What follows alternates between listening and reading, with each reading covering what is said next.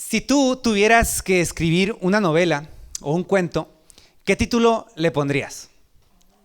O si tú tuvieras que titular la novela de tu vida, ¿qué título le pondrías?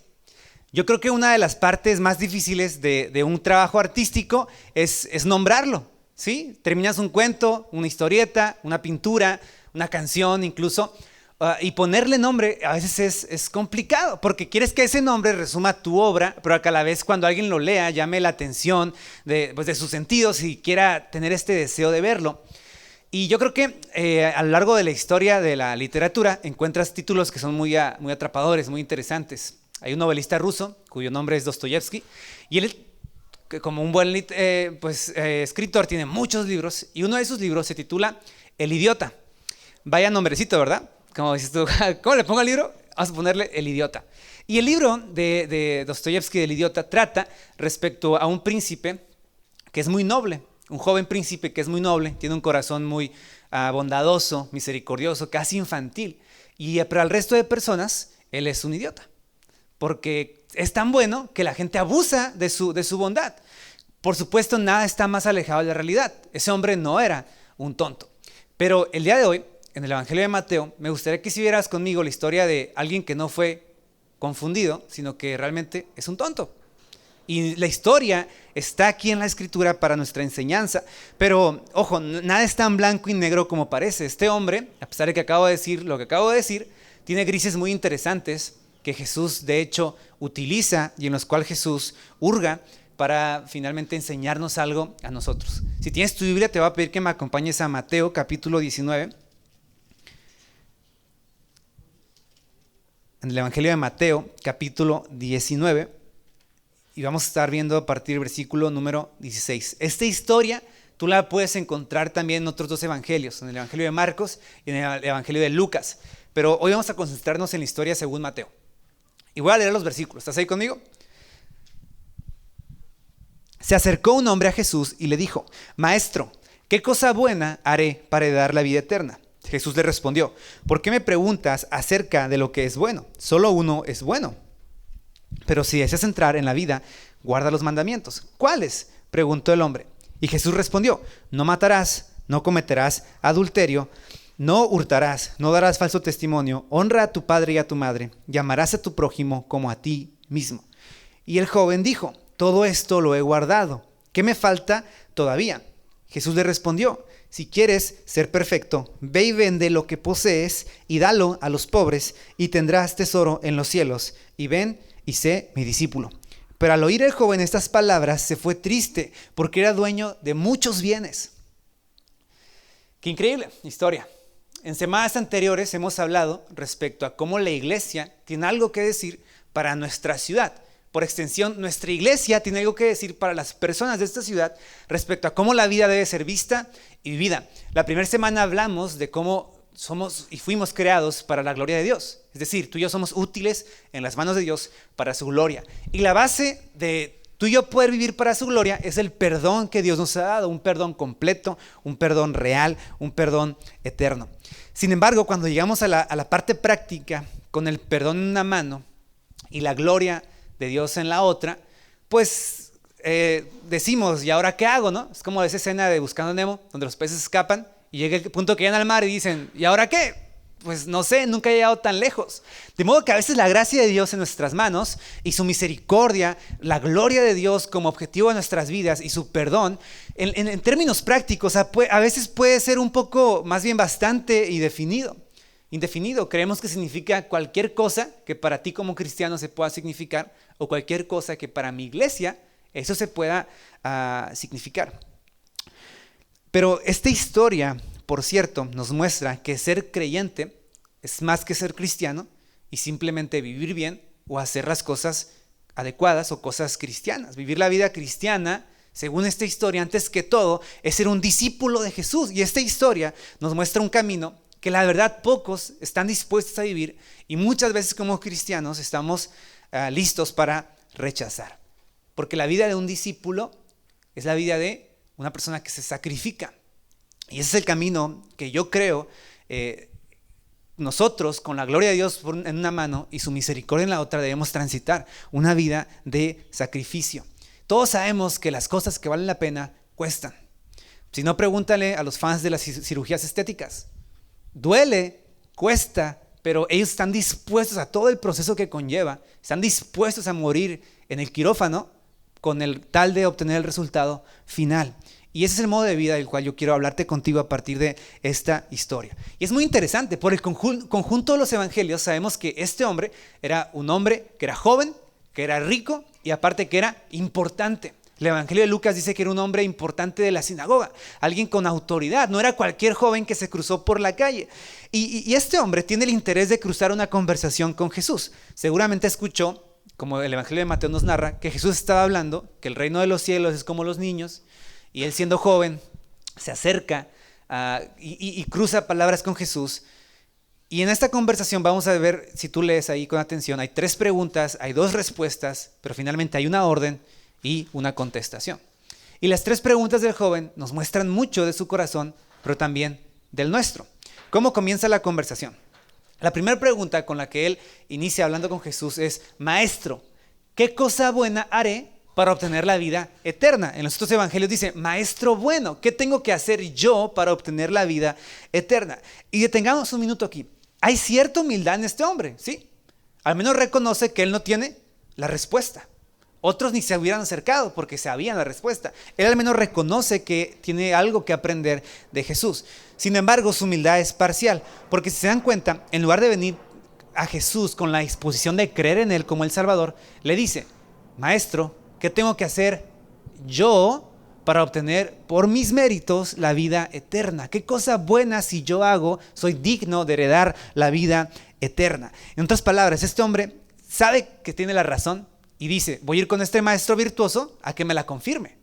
Yo lo necesito a él no para que me guíe, sino para que confirme lo que yo ya sé, que es de que si hago cosas buenas, heredaré finalmente la vida eterna. Y por eso Jesús responde en la manera en la que responde. Él le dice: ¿por qué me preguntas acerca de lo bueno? ¿O por qué me llamas bueno? Solamente hay uno bueno. La implicación es enorme. Porque ¿qué es realmente lo que este hombre quiere escuchar? ¿Y de quién lo quiere escuchar? Jesús le dice: ¿me estás preguntando acerca de lo bueno? Solo hay uno bueno, y ese es Dios. En otras palabras, si tú me estás preguntando a mí eso, la respuesta que obtendrás de mi parte no es una respuesta cualquiera, es una respuesta en nombre del que es bueno, es decir, en nombre de Dios, y me preguntas a mí no como un maestro más, sino como el Cristo que tiene autoridad para responderte. Y Jesús, más allá de entender y de explicarle muchos detalles, le dice: ok, si tanto crees en tu método de las buenas obras, lo que necesitas hacer para entrar a la vida eterna es guardar los mandamientos. Simple y sencillo, ¿no? Tú dices que si los guardas vas a ir al cielo, pues yo te digo que pues, guárdalos. Y la respuesta es increíblemente sencilla, y este hombre seguramente pensó: espera un momento, no puede ser tan sencillo. Tiene que haber algo más profundo en lo que yo tenga que ser instruido. Y por eso le dice a Jesús: ¿cuáles? Fíjate, guarda los mandamientos. Y su respuesta es: ¿cuáles mandamientos? ¿De qué me estás hablando? ¿Cuáles? Tiene que haber unos más importantes que todos los 600 y tantos mandamientos que guardamos como judíos. ¿Cuáles son los mandamientos? Jesús le responde: bueno, yo creo que te lo sabes, te voy a citar nada más algunos. Y le cita: no matarás, no cometerás adulterio, no hurtarás, no darás falso testimonio, honra a tu padre y a tu madre, y amarás a tu prójimo como a ti mismo. O sea, Jesús responde, lo resume de esta manera: amarás a tu prójimo como a ti mismo. Ahora, la palabra amor aquí que Jesús está usando no es cualquier palabra, es la palabra agapeseis, que significa amar sacrificialmente. O sea, si tú quieres realmente seguir tu camino de heredar la vida eterna por los mandamientos, tienes que amar de una manera sacrificial, de una manera que te cueste. Pero de nuevo, vemos que este hombre no está satisfecho con la respuesta. La escucha, pero no lo convence. No lo convence. Él entiende y sabe que por cumplir los mandamientos no va a ser salvo. Fíjate, con una mala intención, él está queriendo decir: bueno, yo los guardo, me lo sé, pero tiene que haber algo más. O sea, yo tengo que estar exento de simplemente cumplir los mandamientos. Tiene que haber algo más grande, más profundo, en lo cual yo pueda creer y entonces ser salvo. Y a veces tenemos preguntas así nosotros mismos, ¿no? O muchas personas escuchamos que les predicas el evangelio simple tal cual es y no lo creen. Dicen: no, es que tiene que haber algo más, tiene que haber algo más difícil, algo más profundo, algo en lo cual yo tenga que profundizar para realmente entender. Y Jesús entiende el corazón de este hombre y por eso le responde de esta manera. Él quiere hurgar hasta lo profundo de su corazón, quiere llevar la conversación hasta las últimas consecuencias. Porque si en este punto, imagínense que en este punto este hombre hubiera dicho, ¿sabes qué? Tienes razón, ¿no? Tienes razón. Si guardo los mandamientos, si no hurto, si no mato, si si amo a mi prójimo, voy a ser salvo. Tienes razón. Si este hombre hubiera dicho eso y se hubiera ido, la verdad es que él no hubiera alcanzado la vida eterna. Así de simple y así de sencillo. Porque la realidad que la Biblia nos presenta es que por ser bueno, ninguno de nosotros jamás podrá entrar al reino de los cielos. Nos gustaría a veces escuchar algo así: sé bueno, échale ganas, pórtate lo mejor que puedas y nos vemos en el cielo.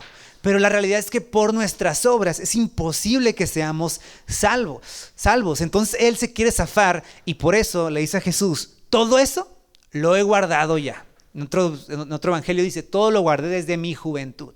O sea, yo desde que era un chamaco lo hacía, Jesús, ¿no? Tengo todos esos mandamientos cumplidos. ¿Qué más me falta? ¿Qué quería escuchar él? A lo mejor quería que Jesús le dijera: eso, hijo, ¿no? Felicidades. Tienes la vida eterna asegurada. Eres el mejor judío que he encontrado en toda Jerusalén. Desde tu juventud lo has guardado. Estás ya 100% asegurado en cuanto a la vida eterna. Pero aquí Jesús había dado dos respuestas a dos preguntas. Pero esta tercera pregunta Jesús ya no da una opinión. Él le da ahora una orden. Cambia mucho de su contestación.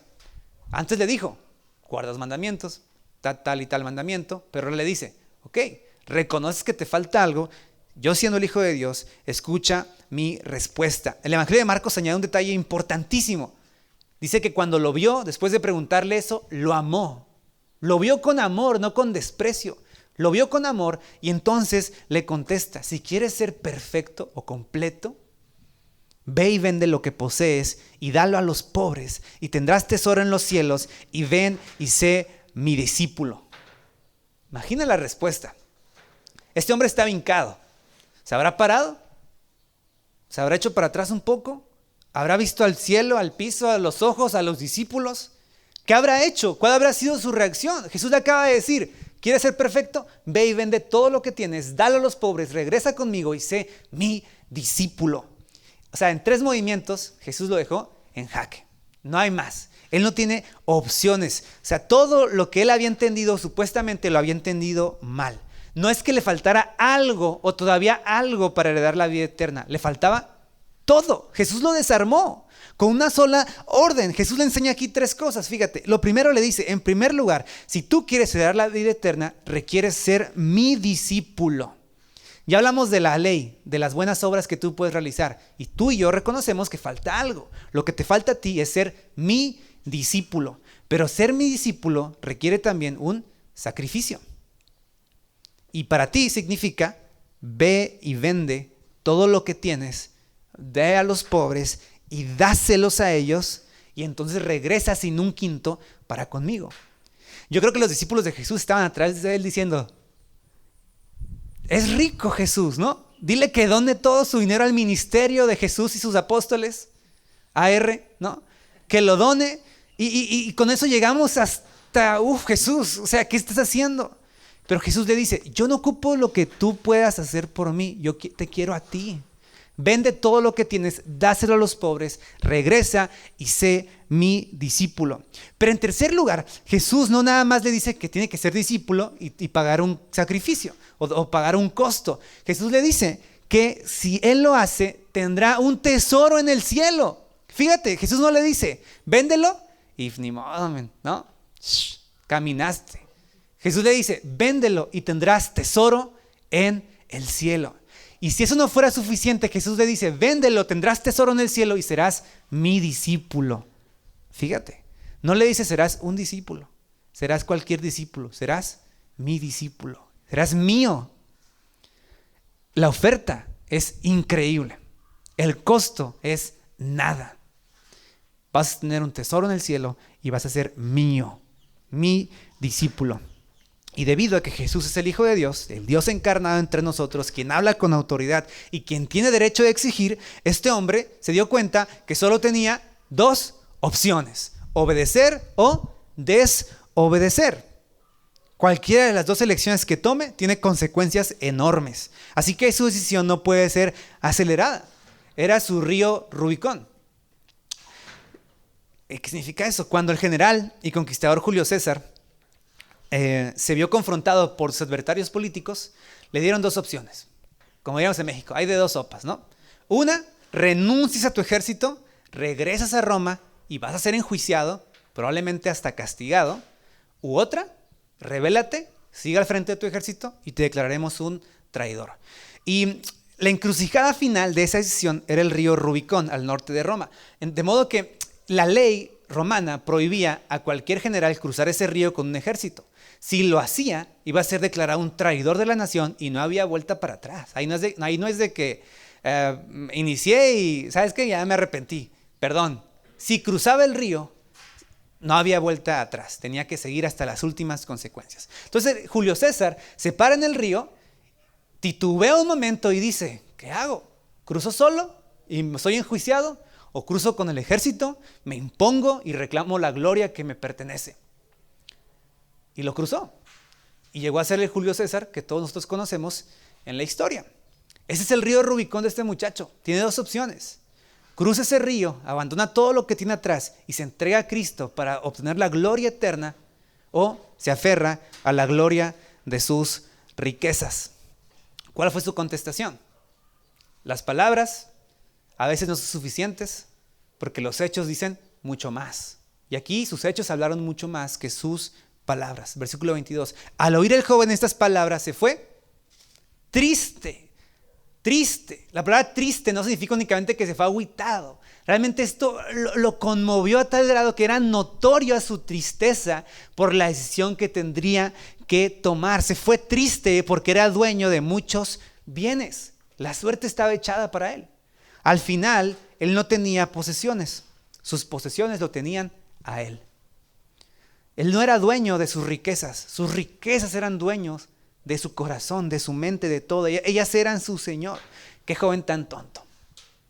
Pero se parece mucho a nosotros. No lo vemos hoy nada más para juzgarlo, sino para aprender. Porque él se fue triste de ahí, no soportó ver al Verbo encarnado hablándole y diciéndole claro. Y prefirió lo que tarde o temprano la muerte le arrebataría a permanecer en Cristo para obtener un tesoro que jamás perdería y del cual jamás sería privado. No podemos hacer con esta historia malabares interpretativos. Por un lado, no podemos tomarnos esta enseñanza literal y a secas. Pero por otro, no podemos descartarla. ¿A qué me refiero? Si tú vas ahorita, ¿verdad? Justo ahorita, y a partir de mañana empiezas a rematar todo lo que tienes en tu casa, el carro, la casa, todo, te quedas en la calle, ¿verdad? Y tú vas a los pobres y lo donas, eso no te asegura ni ser un discípulo de Jesús, ni te asegura tener la vida eterna, un tesoro en el cielo, ni siquiera ser salvo. Eso no es lo que nos da salvación. De lo contrario, yo les diría, el que más ofrende aquí es el que más va subiendo al cielo. Como una escalera, cada ofrenda es un peldaño hacia el cielo, ¿verdad? Esa sería una conclusión lógica. De modo que yo no puedo tomar esta enseñanza a secas, pero tampoco la puedo descartar. Tampoco puedo decirte que puedes conservar tus riquezas, tu seguridad, tus tesoros, solo renunciar a ellos mentalmente o en tu corazón y vas a ser salvo. Dios le pidió a este hombre vender y regalar todo lo que tenía. Y quizá ya se lo pidió a un segundo. Y tal vez tú eres el tercero. Yo no quiero limitar el llamado de Dios para tu vida. ¿Quién soy yo para decirte lo que Dios te puede decir a ti o a mí que hagamos? A él le dijo, deja todo, dale a los pobres, sé mi discípulo. Y por eso Dietrich Bonhoeffer, en su libro El costo del discipulado, dice algo sumamente importante para nuestra enseñanza. Algo que nos muestra no únicamente esta historia, sino todos los evangelios.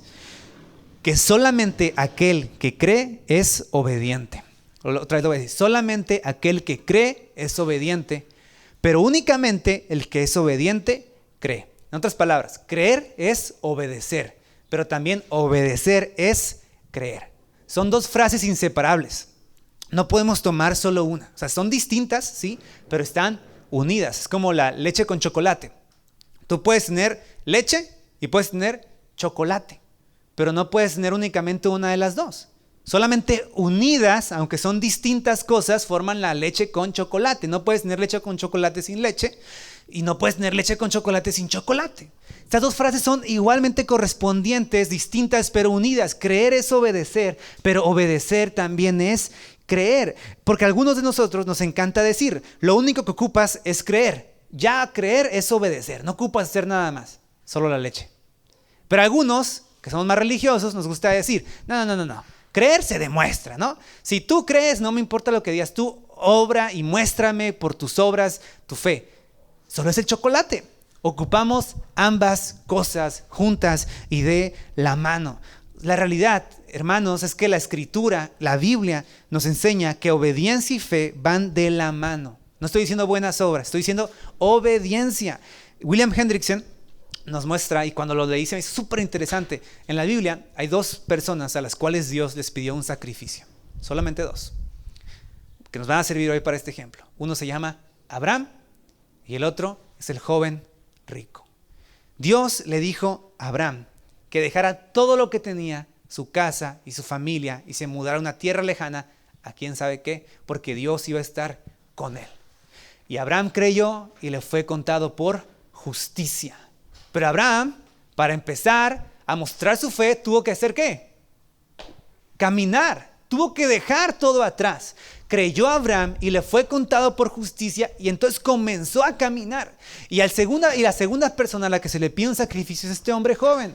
Dios le dijo, deja todo. Era un precio mucho menor, pero él no estuvo dispuesto, y por medio de no estar dispuesto mostró que la fe que él tenía era falsa fe y que él no estaba dispuesto a aceptar la gracia de Dios como su regalo.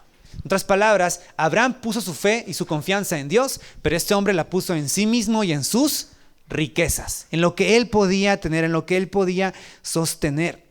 Y esta historia nos enseña, pero también nos reta y requiere de nosotros una respuesta.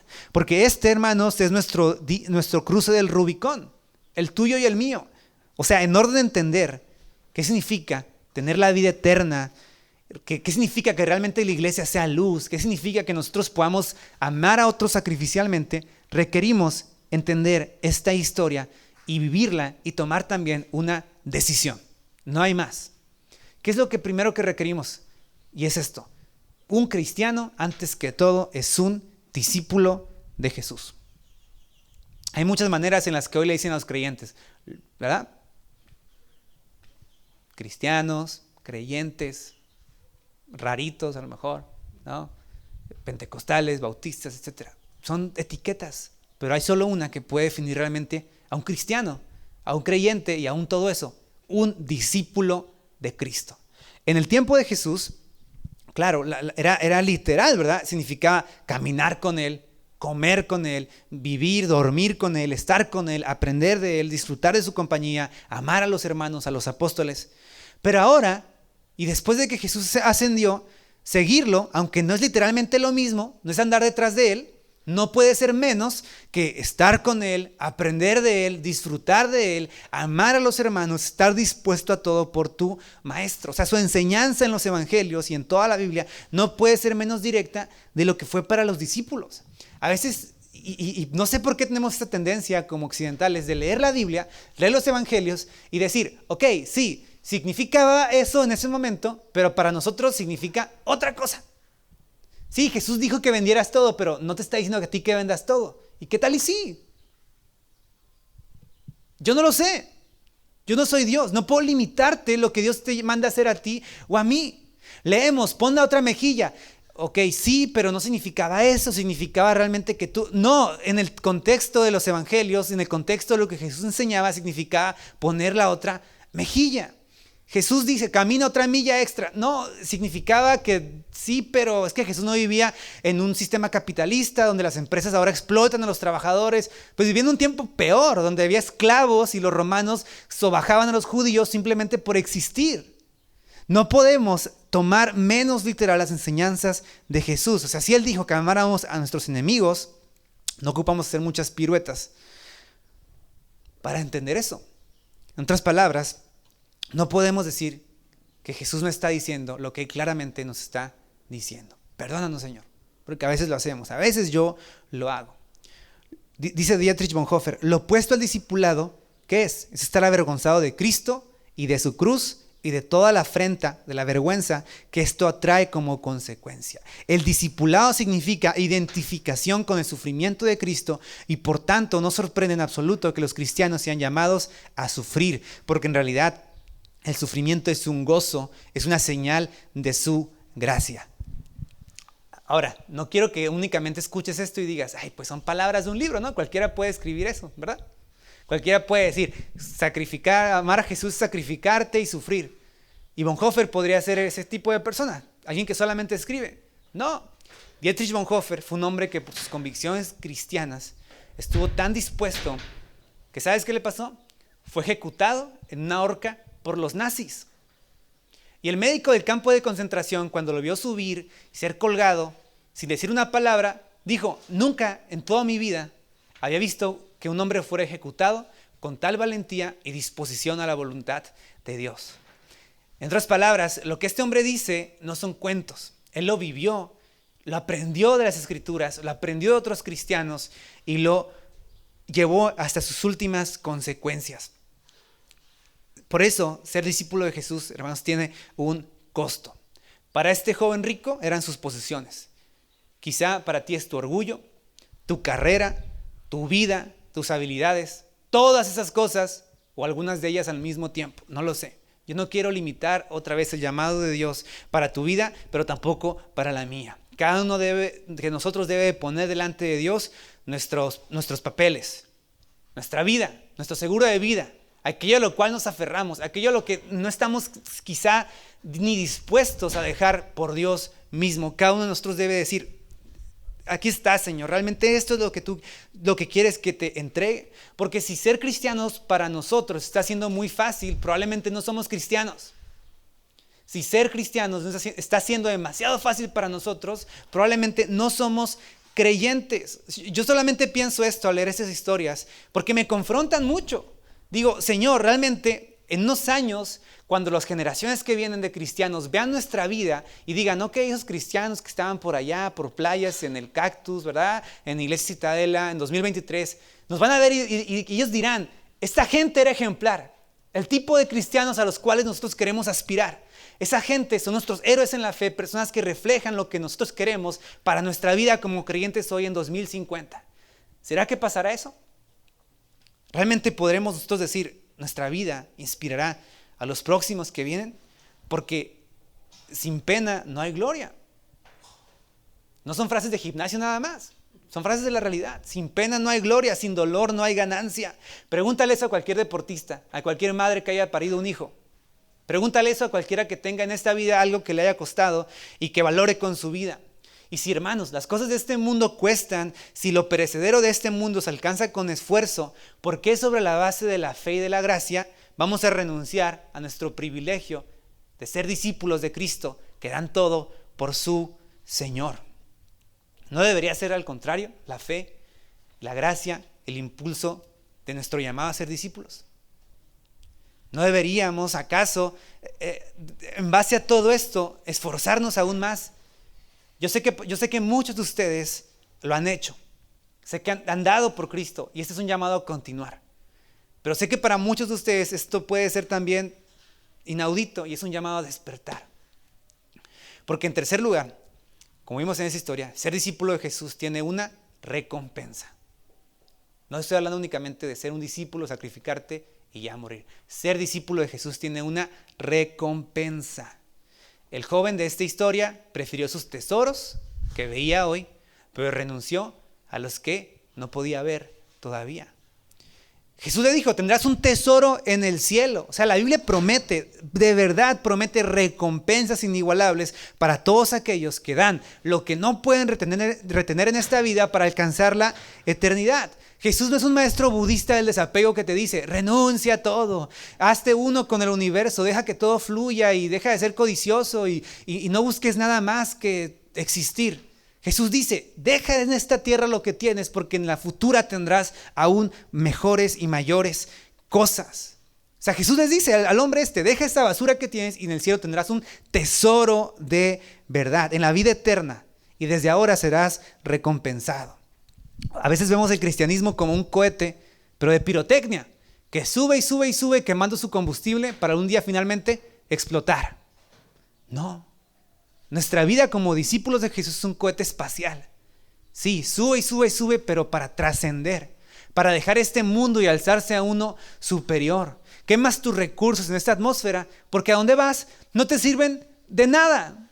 Y tú y yo debemos verlo así. Nuestra vida corta, insignificante como es, enfermiza y triste como es nada, pero es valiosa a los ojos de Dios. Y te dice, si le inviertes en el reino, tendrás una recompensa eterna. Jesús promete que aparte de todo eso, de que si nosotros somos sus discípulos, seremos eso, sus discípulos, le perteneceremos, serás de Él. Y fíjate, la exploración espacial es emocionante, bueno, a mí me emociona, pero es incierta. No sabes a dónde vas. ¿Quién sabe si ese planeta está bien, está mal, es hostil, puedes aterrizar? Pero nuestro cristianismo no es así. Nuestro puerto es seguro. Nuestro destino es nuestro maestro. Nuestra pérdida en este mundo es inversión para el reino de los cielos, pero sobre todo para conocer a nuestro maestro cara a cara. Jesús dijo, el que me ha visto a mí, ha visto al Padre. Porque conocer a Jesús, estar con Él, ser uno con Él, es llegar a ser uno con Dios. Es como cuando tienes un día muy cansado fuera de casa y llegar a casa es un descanso. Es como cuando te vas de vacaciones, todo está muy bien, pero llega el punto donde dices, ya, ¿verdad? Quiero regresar a casa. Y casa es el lugar de descanso. Nosotros pertenecemos a Dios. La presencia de Dios es nuestro lugar seguro, es el lugar de nuestra felicidad eterna y real. Así que puede que este mensaje, como a mí, mientras estaba preparándolo y estudiando, te haya incomodado, te haya retado, pero también confío en que te dejó hambriento. Pero yo no te quiero dejar con hambre, porque los discípulos de Jesús, cuando escucharon estas palabras, y otras más después de este episodio, lo puedes leer en Mateo 19 después, también se sorprendieron, fueron confrontados. El texto literalmente dice que se quedaron consternados, pasmados, así con la boca abierta. Y le dijeron a Jesús, Jesús, entonces, ¿quién puede ser salvo? Lees esto, escuchas esto y dices, no, pues yo ni cristiano soy a lo mejor. Yo ni sacrificio, ¿no? ni temprano me puedo levantar a veces, ¿no? O sea, uno a veces dice, ¿cómo voy a ser salvo? Te sientes cargado. Los discípulos de Jesús, siendo humanos como tú y como yo, experimentaron la misma sensación. Le dijeron, ¿quién va a ser salvo entonces, Jesús? Entonces, ¿quién podrá ser salvo? Pero Jesús les dijo, para lo que los hombres es imposible, para Dios es posible. Y esa es la definición de la salvación. En nuestras fuerzas, todo esto que te acabo de decir es imposible. Tú no puedes levantarte y decir, ya a partir de mañana creo, ya a partir de mañana vivo como cristiano. Es imposible en mi capacidad y en tu capacidad. Quiero que te retes, pero no a trabajar más, sino a descansar más en tu Señor y entonces comenzar a caminar. Uno lee la historia de cuando Pedro está con Jesús en la alta mar y se imagina a Pedro diciéndole, Señor, si eres tú, que yo vaya sobre las aguas caminando contigo. Y se imagina uno, Pedro, qué hombre tan fe, qué positivo, ¿no? Pero Pedro no caminó sobre el mar. Pedro caminó sobre la palabra de Jesús que le dijo, ven. Y Pedro entonces creyó y lo siguiente que hizo fue dar un paso en el mar y caminó sobre la palabra de Dios. Tú y yo creemos y al momento de creer caminamos y ponemos nuestros ojos ¿en quién? En Jesús. Porque para nosotros es imposible, claro que sí, porque los ojos los pones ¿en quién? En ti mismo. Te ves en el espejo y dices tú, pues este cuate no puede. Pues no puede, es el punto. Tú y yo no podemos, no está dentro de nuestra capacidad alcanzar, ser un discípulo de Cristo. Porque si como Pedro volteas a ver tus pies, lo que tú estás haciendo, te vas a hundir. Pero la historia aquí, y lo que quiero decirte es esto, que el que comenzó esa obra en ti de fe, de gracia, por su Espíritu, no la va a dejar incompleta. La va a terminar con fe, con poder, con paciencia, con santidad y por su Espíritu. Ese es el mensaje del día de hoy, ese mensaje que quiero que te lleves a casa, ese mensaje que me gustaría que reflexiones en él, porque es la única manera en la que una ciudad tan convulsionada como Tijuana puede ver la luz. Hay mucha gente, y ese es el motivo por el que nuestra ciudad se hunde, porque hay gente que vive solamente para sí misma. Nuestros políticos no trabajan para nosotros, trabajan para ellos. Muchos de ellos están sentados en el gobierno, nada más obteniendo los recursos que quieren y que tienen porque están pensando solo en sí, y por eso nuestra ciudad se hunde.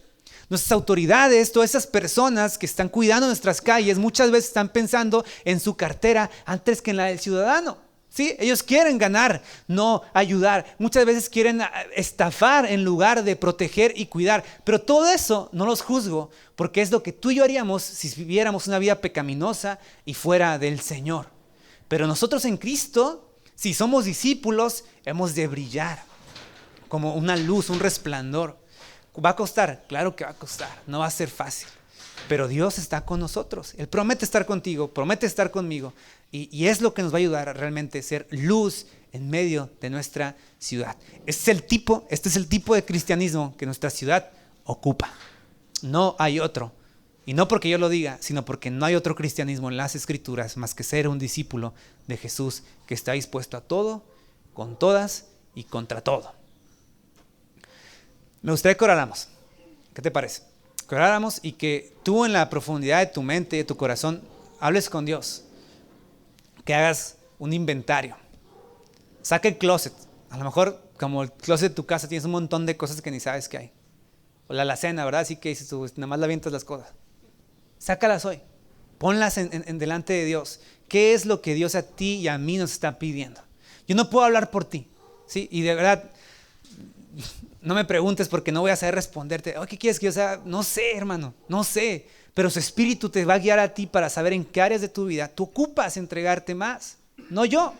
Y yo mismo necesito hacer esta oración a diario. Señor, ¿qué quieres de mí? ¿Qué hay de mi corazón que tú me pides? Oremos.